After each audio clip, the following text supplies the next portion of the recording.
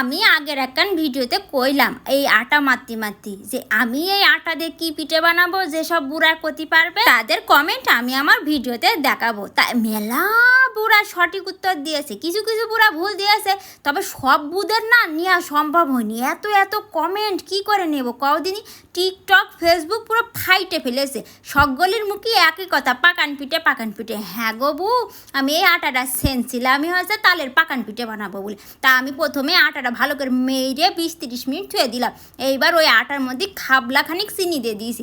এইবার চিনি দিয়ে ভালো করে ঘুটে নিচ্ছি, এর মধ্যে দিয়ে দেবো তাল, দিয়ে ভালো করে ঘুটে নিয়ে পাকান পিঠে বানাবো।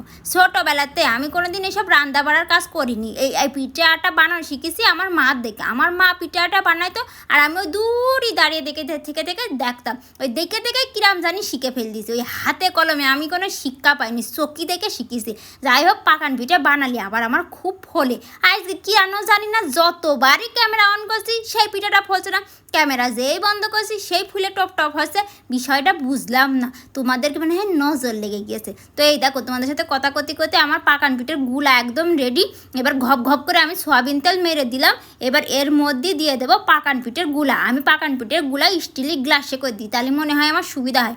এটা শিখেছি আমার মার কাছ থেকে টেকনিকটা। এই দেখো, পাকান পিঠে দেওয়ার সাথে সাথে ভালো ফুললো না, মানে তোমাদের রূপ চেহারা দেখাবে না। এমনি ক্যামেরা বন্ধ করলে ফুলের টেপাটা ভাসছে, যেই ক্যামেরা অন করছি আর ফুলার নাম নেই।